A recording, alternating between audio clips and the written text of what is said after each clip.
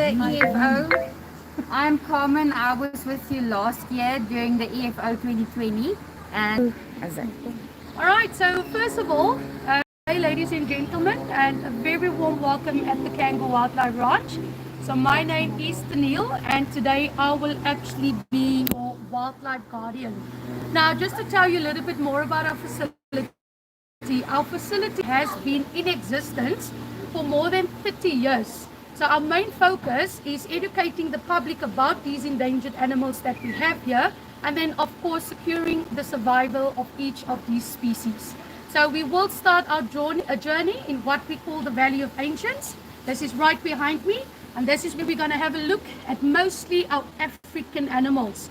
And then I will also be taking you down to Cheetah Land, where you actually get to meet our variety of big cats. So whenever you're ready, you can please follow me this way. So what I would actually love to give you the great opportunity to actually enter this exhibit first. So after you.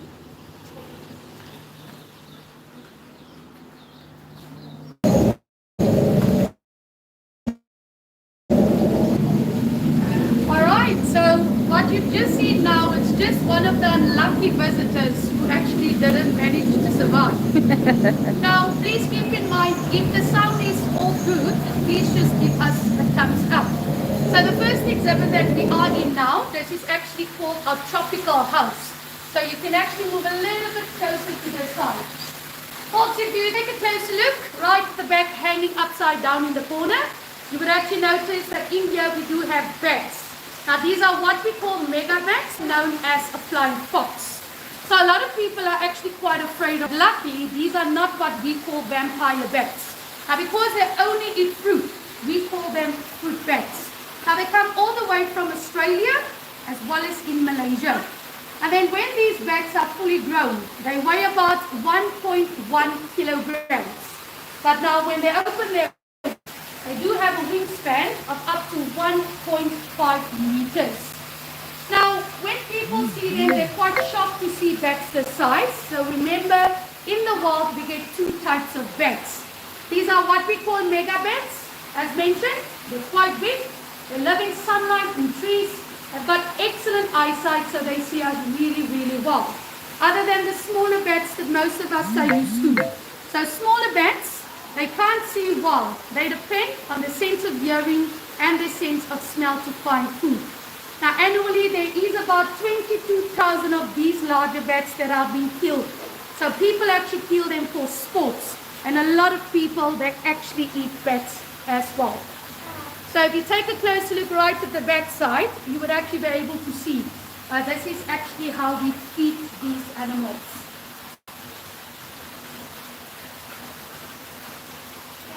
Now if you take a closer look right at the back, you might notice there's a small grey antelope. So this is actually called the blue duiker. So we're just going to move a little bit closer. So the blue duikers, they're actually the smallest antelopes in South Africa. Let's see if I can get her to move a little bit closer. Come, Didi. Come. come, Didi. So blue duikers are the smallest antelopes in South Africa. So when the duikers are fully grown, they've got a maximum weight of about 4 to 6 kilograms. Now this small antelope that you see right in front, she's actually fully grown. They don't get any bigger than this. Now, if you take a very close look in the face of the duiker, you would actually notice underneath their eyes, they do have what we call scented glands. Now, what they do in the forest, they rub those scented glands against the tree. And this is actually how they would mark their territories. So on the head, if you take a very close look, you can see she's got two tiny horns. How we identify between male and female, its male horns tend to be very longer, darker in color. So the duiker that we've just seen, this is Didi. She's actually our female duiker, and she's extremely, extremely friendly. Thank you, Tennille. Thank you. All right. So hopefully we will also be able to see some of our sloths. So folks, the sloths, they're fairly new at our facility. So please just bear in mind, we've got 2 blue and gold macaws in here. So both of these birds are fairly young. So if you're hearing a loud noise and sound, those are actually our 2 macaws. So if you take a close look at the top, you can actually see one of our slots. So they're fairly new at our facility. They have been with us for about 5 months. So the slots that we have, these are what we call the linear slots. So there are currently about 6 different types of species. Now these species of slots, they can be categorized in 2 different groups. So if you actually get to see them nice and close up, you would notice these are what we call 2-toed slots. So they normally have 2 toes in front as well as 3 toes at the back. Where your 3-toed slots will have 3 toes in front as well as 3 toes at the back. So both slots are actually known to be the slowest mammals in the world. So everything that they do, it's quite slow. Most of the time, as you can see, they do remain motionless. Now because they remain motionless, that actually allows algae to grow on a slot's head. Now what makes it possible for the algae to grow on their heads? Because their head's quite rough. So you can imagine when these slots are hiding up in tree canopies, they blend in quite nicely. So they've got quite a low body temperature. And that means slots, they've got a very low, or a very slow metabolism. So slots normally come down only once a week. They come down from the top onto the ground only to come and do their toilet business. So that's how slow their metabolisms are. And they're quite strange. Slots, they... Now often when we take visitors on the inside, so this area is quite hot and humid. With all of the animals that we've seen in here, they actually live in tropical areas. So whenever you're ready, we're actually going to move on to our next exhibit. We are ready to kneel. So please come this way.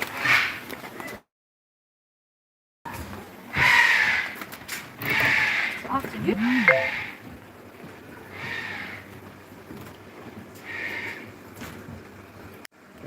Alright, so in this next exhibit, we have one of my favorite animals. So you come around to this side, you would actually see her right at the back basking in the sun.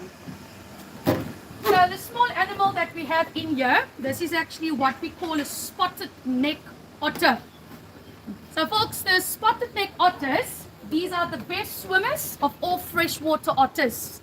Now we normally compare them to naughty kids because these are quite playful animals.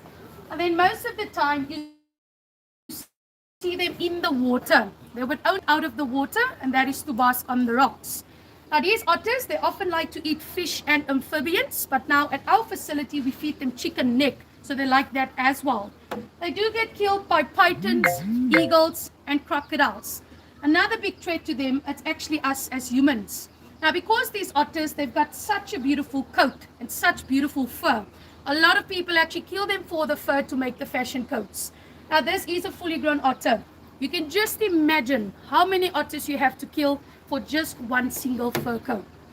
You might also find is that Speckle, she's currently on the inside by herself. So we are in the process of looking for a mate for her.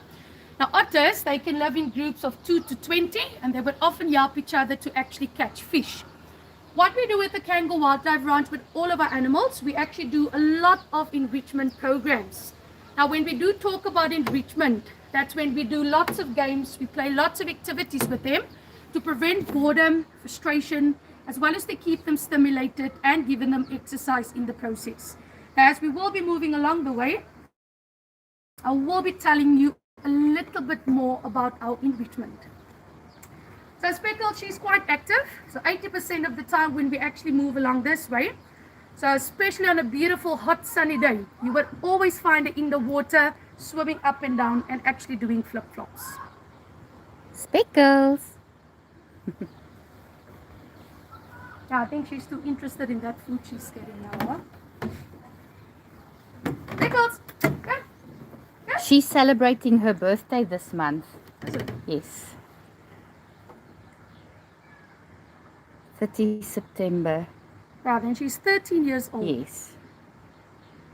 She got this beautiful enclosure for her birthday when she turned 10 years old 3 years ago. All right, so in the next exhibit, we're actually going to have a look at our big scavenger birds. So as you're moving closer, you would actually notice that we have a total of 5 relatively large birds. Folks, see the one that you see right behind a rock hiding away. This is actually called our marabou stork. Now, the marabou storks are actually part of the stork family. So it's not the stork that will deliver your baby. So this one often comes, he eats, or he steals your baby.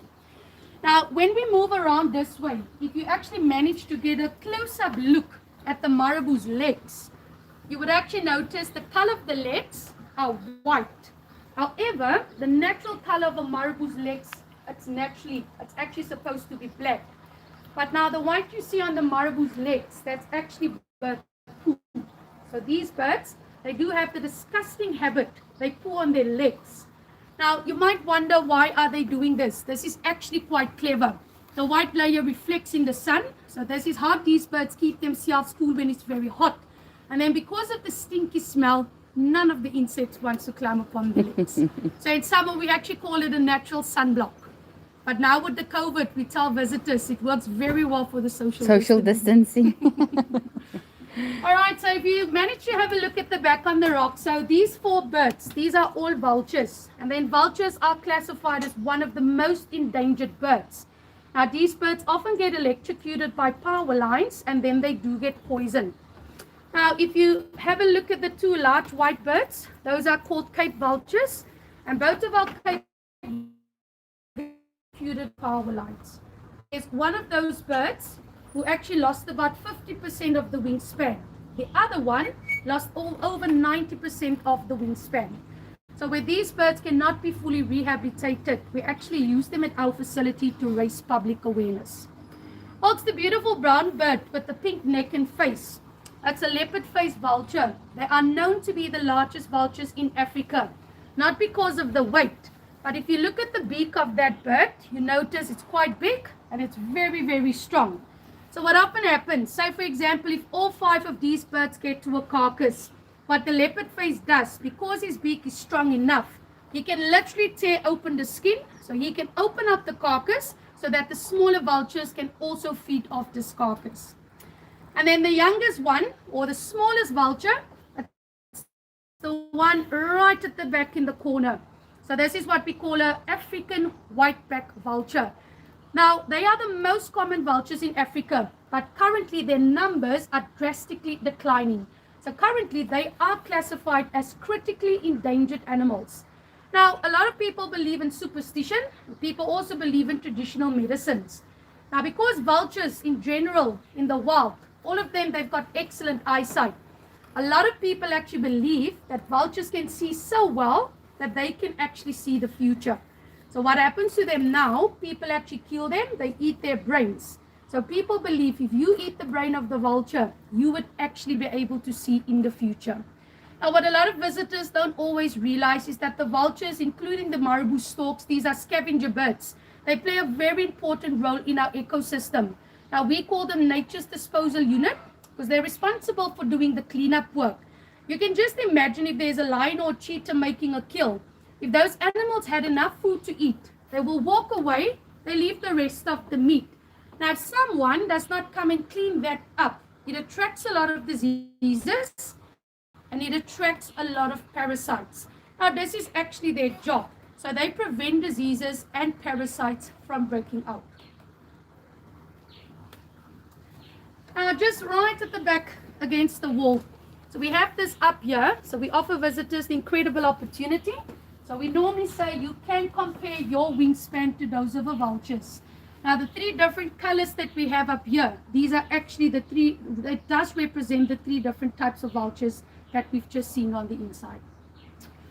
All right, so if you're ready, I'm sure you know King Julien from Madagascar.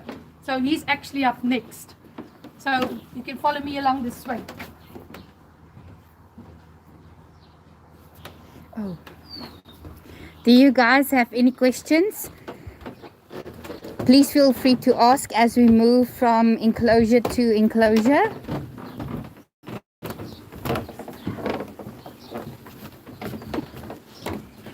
All right, so everyone, if you take a close look on the inside, so in here we have what we call our ring-tailed lemurs. Now, the ring-tailed lemurs, they are one of more than 100 kinds of lemurs, which you would only find on the islands of Madagascar. So these lemurs, all of them, they lived in an absolute paradise up until the first humans arrived. Now, today, nearly all kinds of lemurs are classified as endangered. Now, the reason why they're classified as endangered, that's mainly due to deforestation. So people are destroying their natural habitats. Now, researchers have indicated that if the current rate of deforestation will continue in Madagascar, Madagascar will have no forest left within the next 6 years from now. Now, with no forest left, is that these animals, they have no future. Now, at our facility, we do offer our guests the incredible opportunity to encounter some of our animals. So I would just like to inform you that these animals, they do form part of our encounter program. Now, Cango Wildlife Ranch, we do support the Madagascar Fauna Group financially in their effort to save these animals from extinction. So normally a portion of the money that visitors pay to encounter these animals, we donate that to the Madagascar Fauna Group. So please note, we are also currently the only facility in Africa that support the Madagascar Fauna Group financially. So by supporting our facility, you will also be supporting the Madagascar Fauna Group. All right, so right next to the lemurs, you would actually be able to see our beautiful pink and white birds. So these are actually our flamingos. And what is quite interesting is that a lot of people tend to ask us why flamingos are pink. Folks, what we feed our flamingos at our facility, it's called flamingo red. But now in the wild, these animals, they actually eat algae, they eat salt, they eat shrimp. Now what their food contains, it's actually called carotene. So it's actually the carotene in their diet that gives them their pink color. Now if these birds don't receive any carotene at all, they will revert to their natural colors, of course, white. Now quite often one can also see some of them might have a bright pink color than the rest. The only reason therefore is the more carotene these birds eat, the pinker they would actually be. Pygmy Hippos.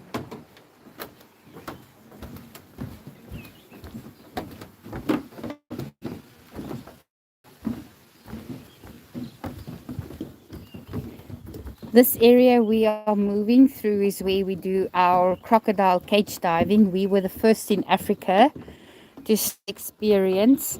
We will be doing this in summer, not at the moment, as our crocs are still getting out of hibernation. All right, so folks, before we have a look at our actual hippos, I would actually love to show you these two skulls at the back. Now, when we do show a lot of people the Pygmy Hippos, a lot of people actually mistake them for babies, which they're not. Now, out in the wild, we get two types of hippos, so this is why we've got these two skulls. Now, the first or small skull, it's a skull of a Pygmy Hippo, so they weigh about 275 kilograms, and they can eat about 4 kilograms of food in just one day. And then right next to it, we have the skull of the Nile hippopotamus. This is also known as the African hippo. As you can see, they're much bigger. They weigh more than 1.5 tons. Now, quite interesting. African hippos are very aggressive and very dangerous animals. They are responsible for killing more people in Africa per year, even more than a crocodile can kill per year. But now, when one look at these sharp tusks and teeth, it's quite easy for us to assume that hippos eat meat. Hippos are actually herbivores. They mainly eat plants, grass, and fruits. But now you might ask yourself, if these are herbivores, why are they killing so many people? Hippos are very territorial animals. If you go near them out in the wild, in order to protect themselves and the young ones, they're actually going to attack and they're going to kill us. I also believe one of the biggest mistakes that we as humans tend to make is that when people look at hippos, they see this big round fat animal and they tend to assume that hippos are slow. Now, in fact, hippos on land are extremely fast. So average speed of a hippo on land is about 45 kilometers per hour. But now to come back to the Pygmy hippo, it doesn't mean because they're smaller that they're less aggressive. So what a Pygmy hippo would lack in size, they actually make up in attitude. So we're going to move over and then we're going to have a look at our actual hippos. So the two hippos that we have, these are both Pygmy hippos and both of those are fully grown. So they are aged 31 as well as 32.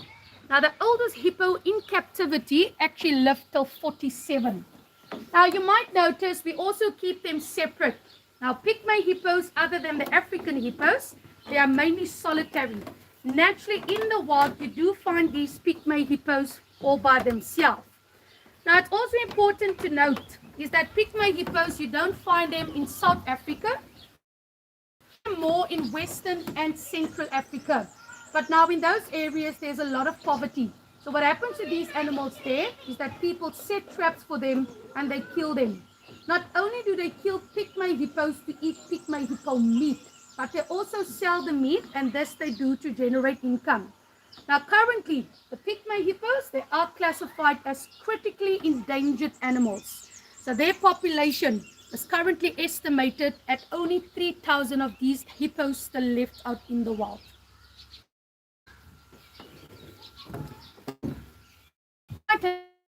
On the side, we actually have a family of 4. So in here we have a total of Cape porcupines. Folks, the Cape porcupines are known to be the largest rodents in South Africa. They're also known to be the largest porcupines which you actually find in the world. Now the white porcupine that you see, this is our female Penny. Now Penny, she was actually rescued. Now she was found by a farmer on her way to Calitzdorp. The farmer found Penny when she was caught up in a trap. He actually noticed that Penny's face got so badly injured that one could actually see her nasal bone. Now she was brought to our facility in 2012. But now just a few months before she arrived here, someone also brought a male porcupine, so he was found alongside of the road where his mom got hit by a car. Now, we had this perfect idea. We actually introduced these two to each other, and it's like instantly, they fell in love. And just a year later, these guys actually gave us 2 babies. So we call them the 4 Ps. We call them Penny, Prickles, Popcorn, and PJ. So a lot of people also believe that porcupines can shoot out their quills. So this is not a fact at all. If there's any dangers coming closer to them, what they will do, they shake it, they make it look big. What they will try and do, they will try to run towards you to try and stab you with those quills, but they cannot physically shoot it out. And then a lot of people tend to ask us as well, but how do these porcupines, how do they make babies with all of those quills? I just tell them they're quite careful when they do it. And Tennille, they won't be having babies again. We've taken care of that. That's it's just this family. Yeah. I just want to take a close-up here of Herbert, our Pygmy hippo in the sun. Okay. All right, so if you're ready in the next exhibit, we're actually going to have a look at 2 more Cape vultures. And then these we will be meeting next. Fairly young in comparison to the other 2 that we've met a little bit earlier.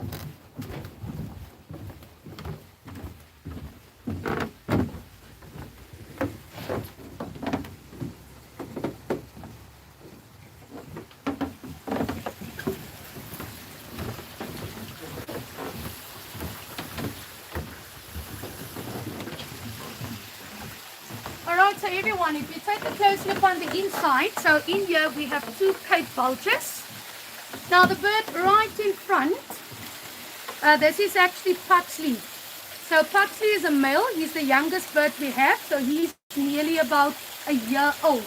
And then the other bird that you see at the top, that's our female Wednesday. And Wednesday, she is about 2 years of age. Now both of these birds, they come from a wonderful organization that we call Vultro. So Vultro is an organization which is based in Pretoria. Now their main goal is to rehabilitate and release these birds back out into the wild. Now what Vultro does, they actually breed with these animals in order to release them in great numbers. But now it does happen once or twice a year. As the mating season for vultures comes to an end, those late pairs who mate and lay eggs, they often tend to neglect their eggs and their beauties. Now, this is what has happened here. So Valpro stepped in after the eggs was neglected by the parents. They stepped in, they took the eggs from the parents and they incubated the eggs themselves. Eventually, when these two were born, they tried to reintroduce them to the parents, but they did not get along. Now remember, the young vultures, they do depend on the old vultures to show them how to find nesting sites and how to roost. Now in a case like this, if an animal cannot be released out into the wild, Valpro then look at how they can use those animals positively. And this is when they end up at facilities like ours, where we then use them to raise public awareness. So one of the goals within the near future, we would actually love to open up vulture visits. So this is not going to be an encounter like any of our other animal activities where people physically get to touch these animals. But we hope by allowing visitors to enter this exhibit, we hope people will share a little bit compassion towards these animals. And then hopefully when they meet them, act in a much more positive manner. So the whole idea is to have people going in, seated on. Right, so just on the opposite side of the vultures, we actually have the crocodiles. So we're just going to move along this way. Where we can actually have a better look at them.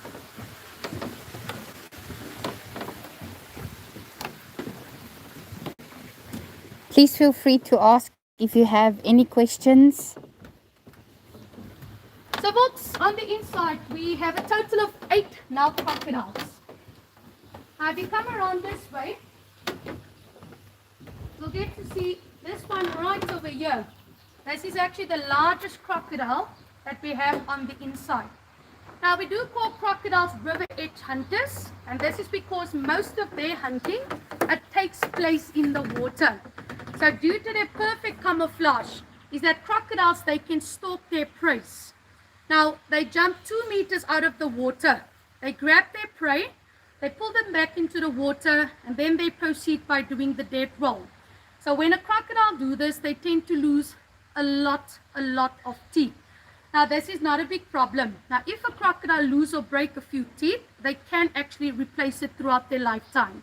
So these are cold-blooded animals and reptiles. They don't eat in winter because they've got a very low body temperature.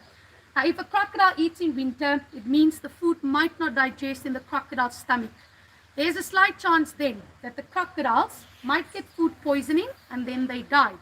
So crocodiles can live about 70 to 100 years. And they can actually go for 1 full year without eating anything. Now last time we've actually fed these crocodiles was nearly about 4 months ago.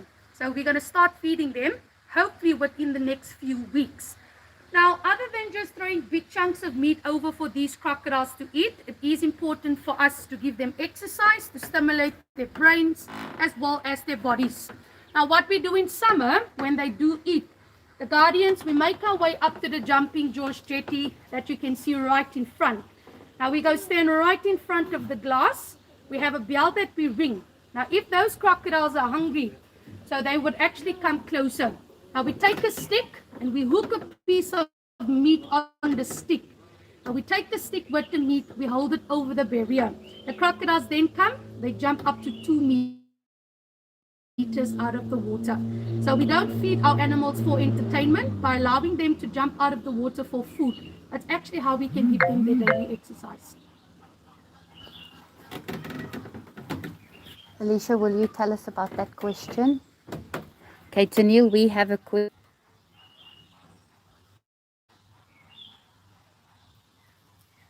Oh, thank you.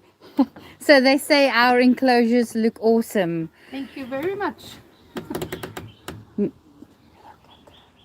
Mio Cater, thank you for the compliment. Thank you very much. I have to just add to that, we have a maintenance team and our animal team, and every day when we start the day, we clean the ranch, and every night before we go home. So even though during COVID we didn't have any visitors here, we made sure that the ranch was well kept. Okay, so our total number of crocodiles. So we've got this pool and where we do the croc dive. Yes. Roughly how many crocs do we have? All right, so this side which we've just seen, we have about 8 now crocodiles, and normally the crocodile cage diving area, we have 3 more crocodiles. So that's a total of 11 crocodiles for all visitors to see when they actually visit us. Well, we've got a croc here exiting the water. They also might appear to be slow, but they can move quite fast on land. Great. Just like our pygmy hippo, people can misjudge that. Okay, are we moving along, Tennille? Yes, so we are actually now done in the Valley of Ancients. So we're now going to have a look at our variety of big cats down in Cheetah Land. We have a question here. So when we started the tour, we mentioned that the ranch was founded 34 years ago. And then they want to know roughly how big is the facility? All right, so in total, our facility where we move as well as guests move around, it's approximately about 8 hectares of land. And then we do have our cheetah breeding center, which is across the road, and that's more or less about more than 90 hectares of land. Okay, we are exiting the Valley of Ancients, and we just wanted to show you this beautiful site.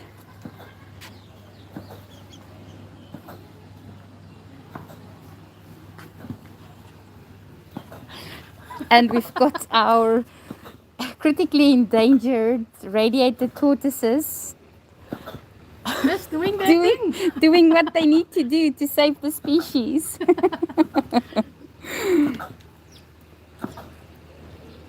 Hear that sound. And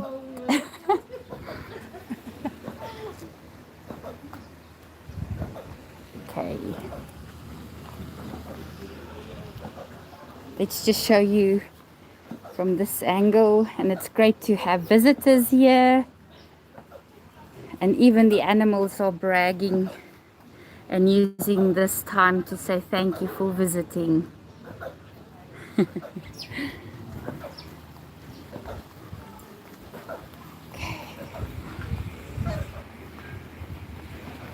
All right, so if you're all ready, we're now going to head down to Cheetah Land. So we're going to have a look at the variety of big animals. So the Cango Wildlife Ranch main focus has always been endangered animals, educating the public about these animals with specific focus given to the cheetahs. So we're actually going to have a look at some of our cheetahs as well as our tigers, lions, a beautiful cat called Silver. So if you're ready. We are ready, Nila, and we are excited. All right, so you can probably just see a little bit more about our facility. So we've got a beautiful bird park on this side, which is also open for visitors to view while they wait for their tours, as well as beautiful snakes, as well as meerkats. So these extra enclosures like our aviary and our snake park are open to the public to visit at their own time, because normally when you come here your ticket is valid for the whole day, and people actually spend most of the day here, as we have restaurants and a kiddies play area and multiple activities. Alright, so everyone, welcome to Cheetah Land. So what will basically happen now, when we do our guided tours with visitors, we enter the walkway, which is a high raised walkway, and we're looking down at all of these animals. So please follow me along this way.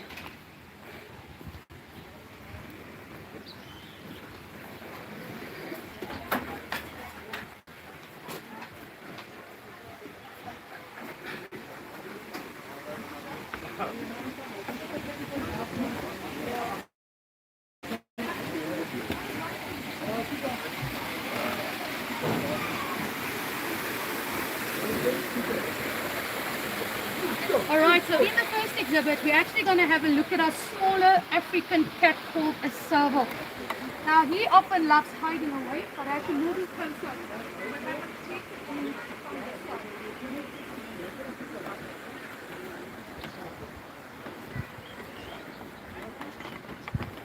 so the smaller cat that we have in here, this is actually called the serval cat.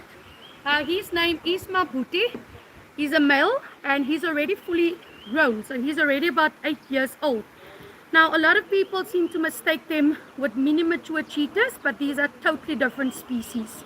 So a serval's hind legs, it tends to be much more longer than the front legs. They've got sharp point little ears, and then they do have stripes right behind their backs. Now a lot of people actually kill these cats. They kill them for their skin. They do sell the skin as a young cheetah or a leopard, which is very rare and also very, very expensive. Now just right next to the serval, we actually have our 2 male cheetahs right in front. So folks, these 2 cheetahs, these are actually 2 brothers. So we call them Tane and Chichala. And both of these cheetahs, they are 3 years old. Now if you take a very close look at the cheetah, especially in the face, you will notice that the main identified characteristics of cheetahs are the cheetahs, they do have those long black tear lines which run from the eye to the sides of their mouths.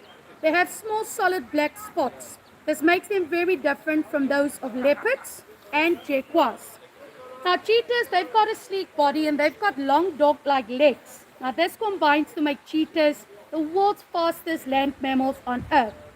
So when cheetahs are fully grown, they can reach a speed of 120 kilometers per hour.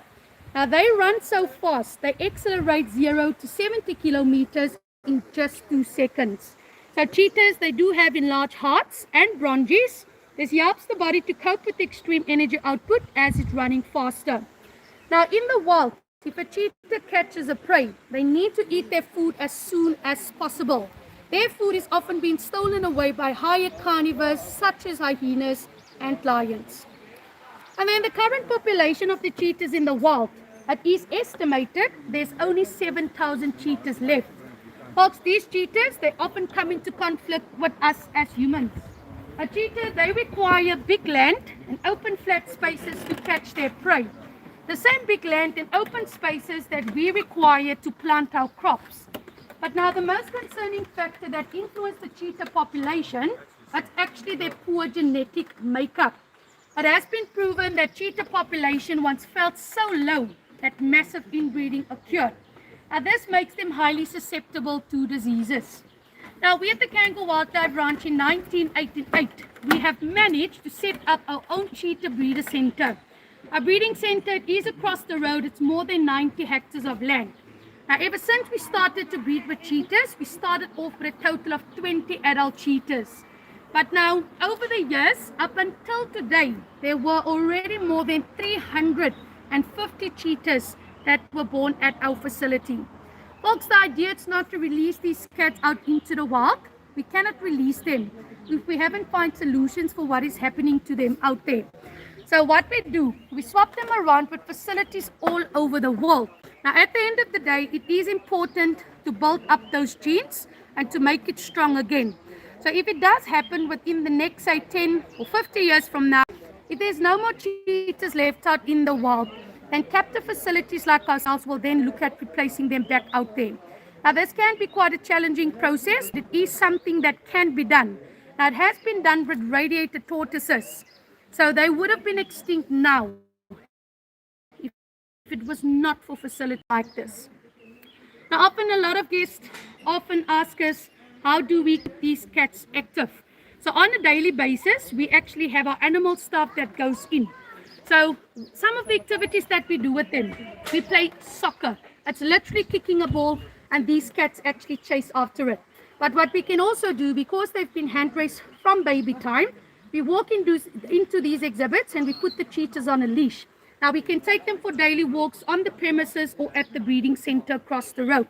Now for them it's quite nice because they get to stretch their legs, they get to see, smell and experience something totally different. So with the different cats, we actually do lots of different activities.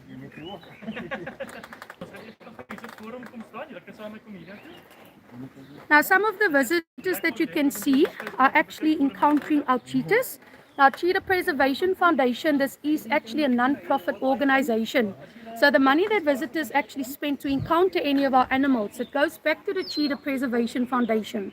It helps us to pay for medical fees, and it also helps us to actually feed these animals. Okay, thank you, Tennille.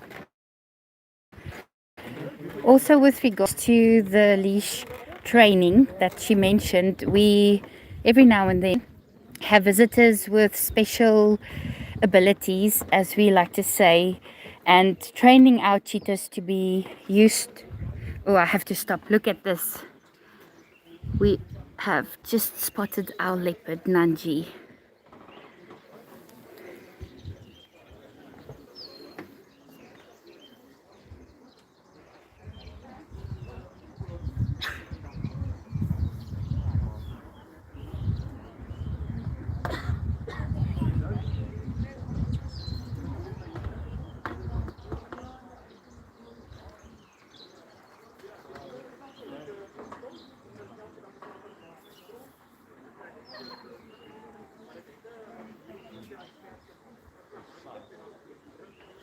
As I was saying, so we train our cheetahs to also encounter with people in wheelchairs and help make that dream come true.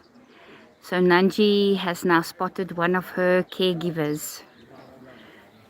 All right, so this beautiful cat that we can see on the inside, this is our beautiful African leopard called Nanji. So this is actually a female. Now she is fully grown. She's about 9 years of age, and she's got a weight of about 60 kilograms. Now normally when one look at the male leopards, they tend to be quite big. So male leopards, they can actually weigh up to 90 kilograms. Now this makes leopards to be the fourth larger cats in our cat family. A leopard can run 58 kilometers per hour. So they can jump 6 meters forward and 3 meters up. So these are beautiful animals, but they can be very aggressive and very dangerous. So leopards are known to kill a prey that weighs more than double its own body weight.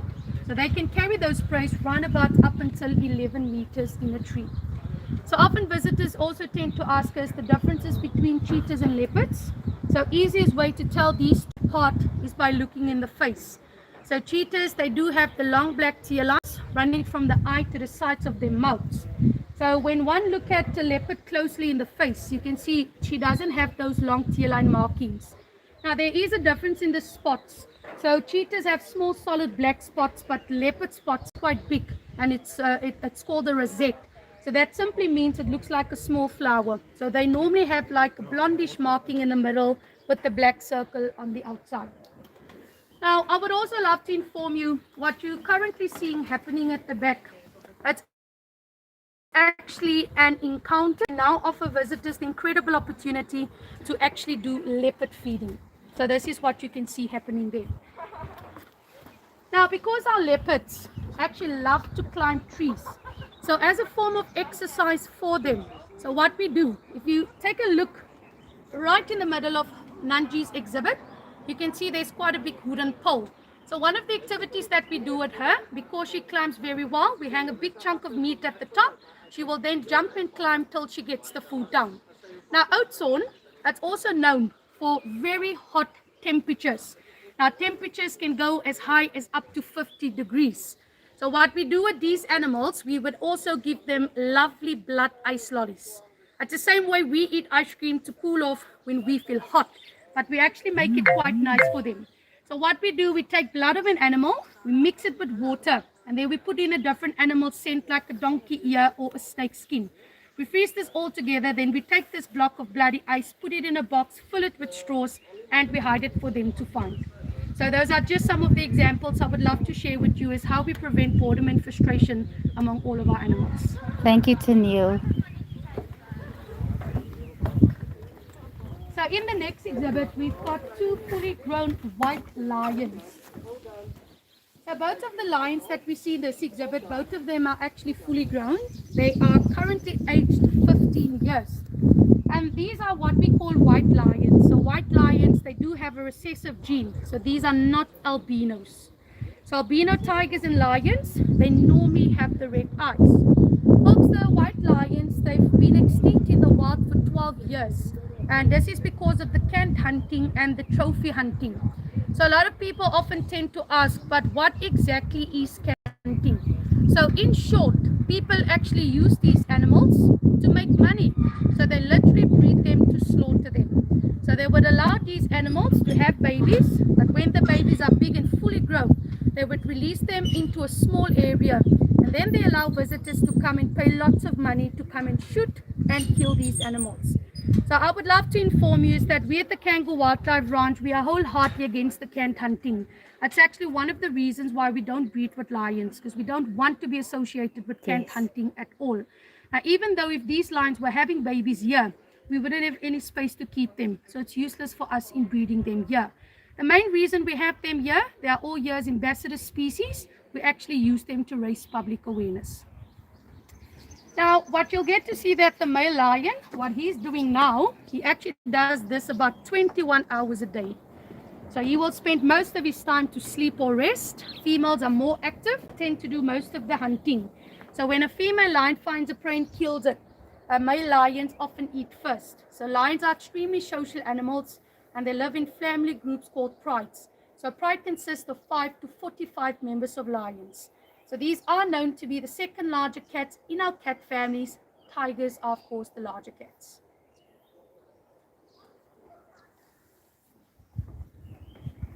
All right, so in the next exhibit, we're actually going to have a look at our tigers as well. So we've got a beautiful snow white tiger in the next exhibit called Nevada.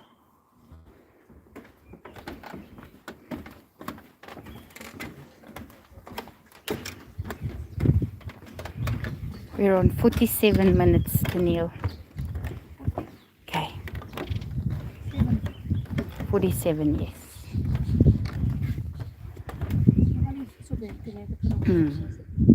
And Taji. All right, so everyone right in front, meet Taji. This is our white Bengal tiger.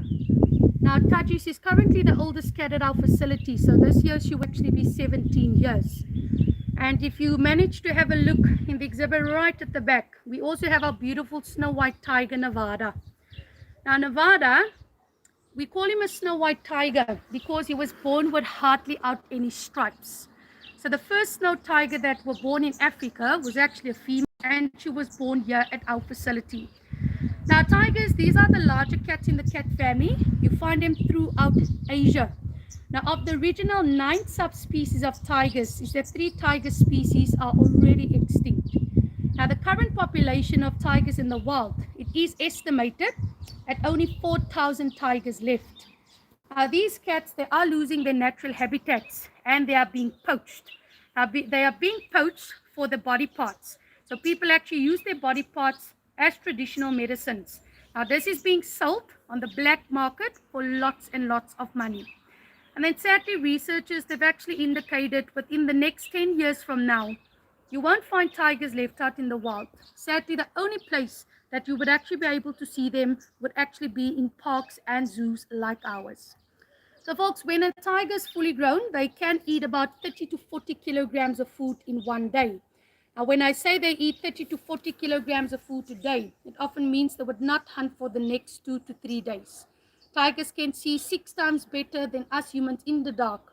They are 5 times stronger than a human athlete. Now, what makes them such special and unique cats is that no 2 tigers have the same stripe pattern. Now, all of them are unique, just like our human fingerprints. Now, we actually keep these 2 separate, as tigers in the wild are mainly solitary. So naturally, in the wild, you actually find tigers by themselves.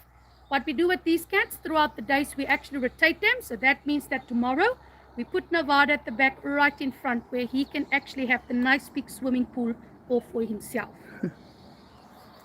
Thanks, Daniel. When we get to the end of the cat talk, will you please tell us about how our visitors at the EFO can sponsor our beautiful animal family? Okay. Yeah.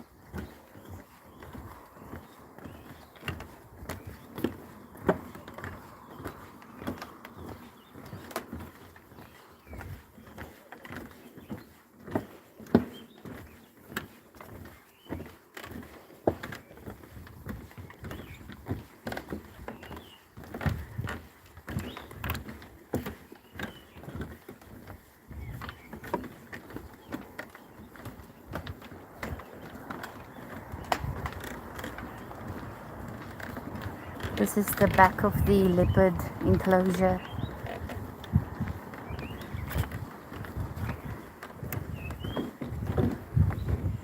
Alright, so ladies and gentlemen, sadly our tour has basically now come to an end. So I would just like to thank all of you for watching. Now, some of our activities that we actually allow visitors to do on the premises, it's actually doing our encounters. But if you're quite far from us, and if you would also like to sponsor anything towards our facility, you're more than welcome to do so. Now, if you have a look up this site, you would actually find all of the different animals we have up here. They're basically all up for adoption. So how these programs work, if people do adopt one or more of these animals, they do so for 1 year. Now, this basically works as a sponsorship. You help us to do the funding, and then we give you, the adoptive parent, lots and lots of different benefits. So if you would like to make a contribution to our facility, you are more than welcome to just do a normal a donation towards us, or you're more than welcome to adopt any of these lovely animals. Thank you very much. Thank you, Tennille. Okay, so we have a moment now.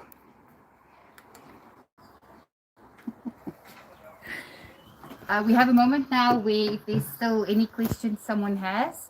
And from our side, I just want to thank Tennille for taking us on this journey. Thank you very much. We loved every minute of it. And thank you to the EFO for giving us this opportunity to share the facility and to show you a bit more of what we do here. Okay. I think I'll show them the rest of the walkway. What was it?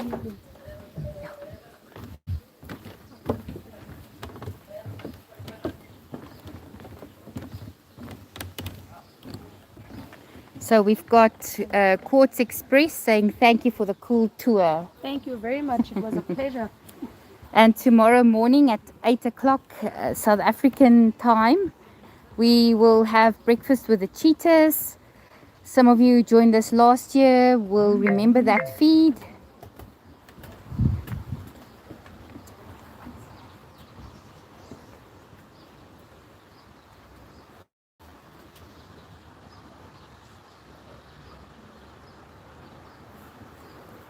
Okay, so we're here at our bat-eared fox enclosure, but they're hiding. So these two had their little home in a dam wall on a farmer's property, and then floods came and the farmer actually found them covered in mud.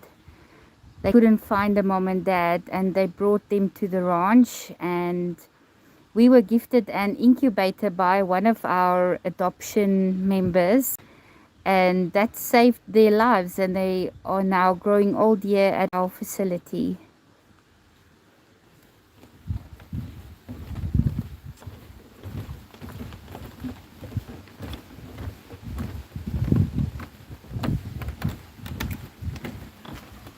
Oh, wait a minute. Well spotted, Alish. Can you believe it? Here they are. Becky and Bandit.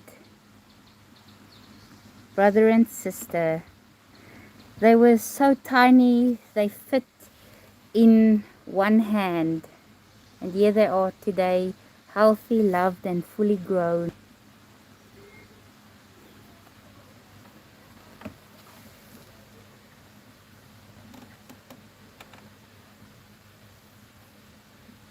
Okay, so Fun Kitty asks, they say that the wall by the serval was low. Can't they jump that high? Well, servals, they can jump pretty high. So normally about 3 to 4 meters up. They're specifically known to catch birds out of the air. Now that prevents them from not flying, but jumping up that high. That's also, we do have electric fencing around our facilities. Now the electric fencing, it's not set at a very high volt. It just gives a good vibration to actually scare them back. So she can't get over to the other side. I think also because we're on an elevated walkway, it does seem like that's very low. Fence was low, but it's in fact quite high. And then someone asks, the bat-eared foxes, Are they part of the Phoenix family or are they their own subspecies? I'm not sure. I have to Okay. find out for you. Okay, we will have a look into that. Any other questions you see, Alicia? Okay.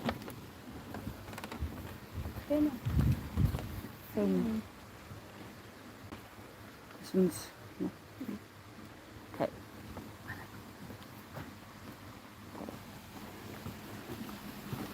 So we're finishing off on our catwalk.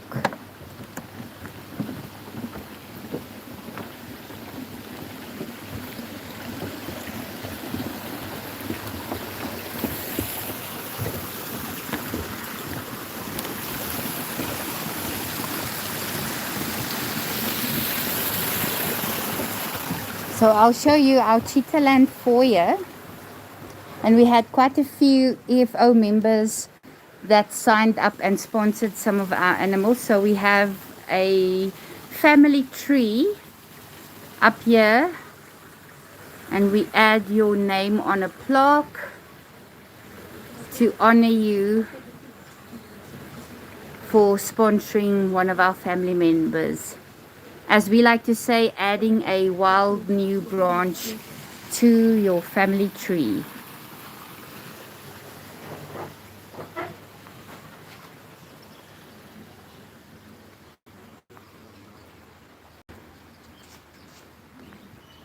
So this enclosure over here is where we give you the opportunity to interact with our lemurs. And we have 3 species in this enclosure. The black and white ruffed lemurs were also endangered, our ringtail lemurs and brown lemurs. So here you see our lemurs approaching the visitors.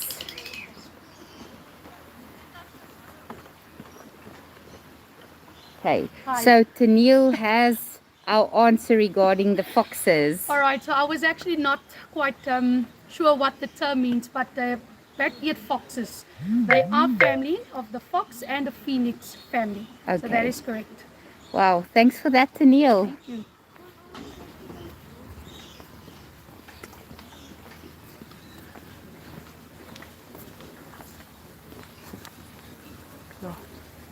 Okay, so we wanted to say thank you and see you all tomorrow morning.